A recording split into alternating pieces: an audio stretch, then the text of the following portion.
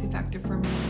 Hi everybody, welcome back to my channel, and if you're new here, welcome. My name is Trisha and I post all things holistic.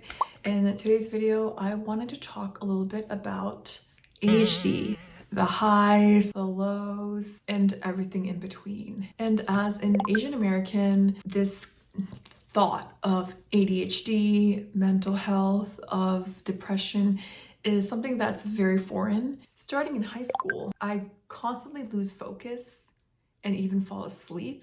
Granted, I had like maybe 3 or 4 hours of sleep just because I was spending a lot of my time talking to friends online or like online people around the world. So that I know was one cause to that. But even when I did have enough sleep, I noticed I would daydream. So I would just be listening to a teacher and all of a sudden be thinking about other things.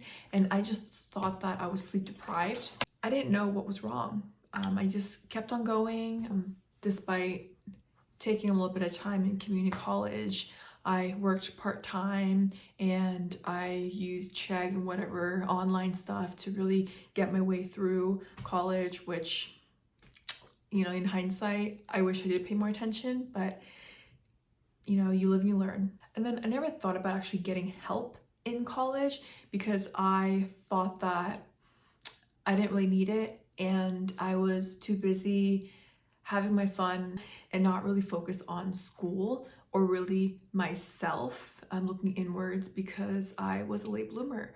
So that was just how it was in college. Then come the second stage, which was post first job challenges, I was terminated unfairly. Having the first experience of getting terminated made me feel like a failure.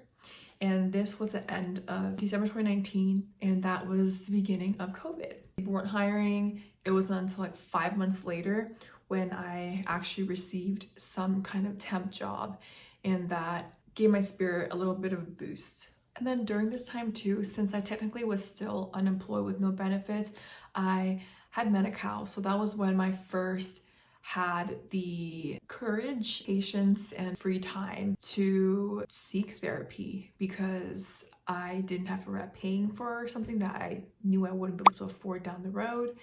And my first therapist was terrible. My second one was really good. And it wasn't until later when I was prescribed medicine for depression or anxiety. I went through a couple of different ones. So from like Prozac, Lexapro to sertraline. They all helped me in different ways that helped calm down my anxiety. The focus factor wasn't that huge of a thing for me for I think a good chunk of my workday because it wasn't as challenging. And I also feel like it was a blur, so it wasn't really memorable for me to call anything out. Feel like things were picking up with work, so that's when I tried revisiting the psychiatry, and everything is a little vague during the COVID era, but I did get Adderall as my first prescribed exposure of this. It was through some other person in like Colorado.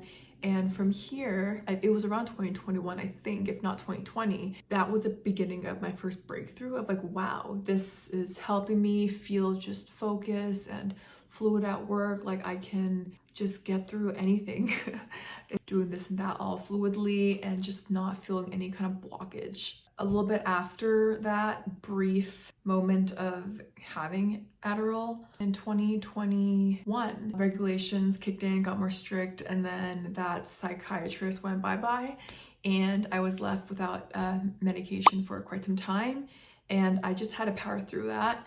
And then that's when I got a new job, had to switch to a new therapist who then also got me into psychiatry to know what medication is out there for me. And this was when I was exposed to a new type of work and everything was just overall new and I needed to really dial in. And that's when I wanted to be safe than sorry and seeked additional help. And that's where they provided me more antidepressants because they said that I don't have a focus problem based off my diagnostics. So then I was like, okay, even though I did feel like there was a lot of mental challenges I had. And then come 2022, I had to get a new psychiatrist. I was told that because it's super regulated, they're not going to provide me having Adderall right off the bat, and they're going to try other alternatives. So then I was like, sure, you know, I'll try anything to just help keep me focused. And at this point in time, I was crashing at like 2 p.m. and I just felt like a huge impediment to fully focus. And I get it too. This was a new environment for me. So I was just like going through doing this, doing that. So with my current psychiatrist, I went through like a 3-phase approach, I'd say. So the first one is to have Wellbutrin. It is supposed to help with your focus and energy. So then I was like, okay, let's do it. It was the worst like month and a half ever because it takes a month and a half to kick in and work. You can't sleep smoothly at night. You can practically barely sleep because it brings your heart rate up. And once that's over, you are able to sleep better, but it was just like a super slow and agonizing duration of that.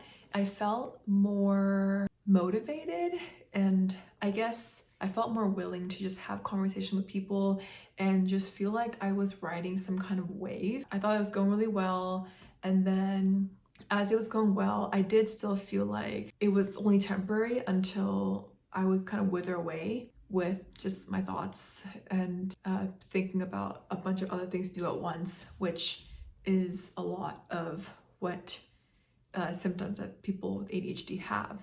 So I told my psychiatrist that, and then she went up one dosage.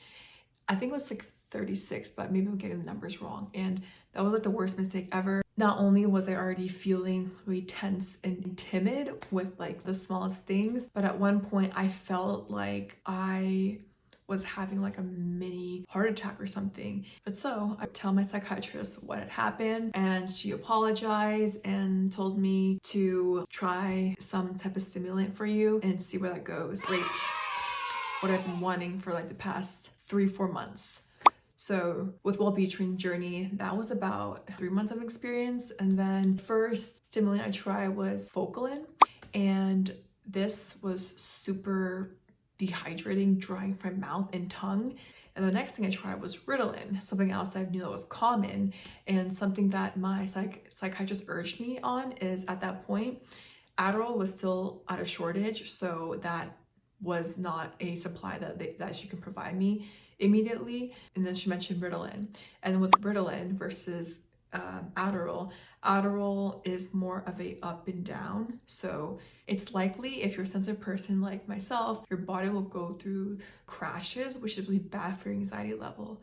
So then with Ritalin though, it's more steady, which what I preferred. It just felt like a smooth sailing, honestly. I took it probably like after the gym. So when I got home like 8:30ish, and that allowed me to work up until like 4 p.m. when I would feel that like ease of a crash. And this was all good up until like I think the 2nd or 3rd month, when something about my body just stopped metabolizing it well. And then my psychiatrist said, why don't we try the extended release, which is Concerta. So then that's Methylphenidate XR. So then I thought, okay, you know, why not? It's clear that the Ritalin's not working on me. So try Concerta, and it's been working for the past 6+ months. I take it the morning or the time I wake up, which is about like 6:15, and then I don't crash until like probably 6. So I do get a good 12-hour, which is much more of what I prefer, because I like gymming in the morning, I like doing my exercise in the morning, and that keeps me focused on that. And this also helps with my satiety levels with food. Because something else I'm noticing, I definitely snack less, minus when I'm PMSing or had lack of sleep. Even though my path to getting medication has not been linear, I feel like it was for the better, maybe, because I feel like it's kind of like clothing, where something will work with you, will serve you, and then eventually it won't anymore. And that's exactly what I feel like a lot of the medication I've been taking has been for me. So I'm really grateful with my psychiatrist. She's been almost like a life coach for me to just calm my nerves and don't think too far about things that you don't really know what can happen or will happen. This journey has not been linear, and if anybody can relate, then let me know your story in the comments. Would love to hear your journey, how it's been for you, what you're taking, or what you're considering doing. And stay tuned for my next video where I'll share things I like to do to help maintain a good cognitive health and what I do to help counter my ADHD outside of medication. Well, until the next one, bye.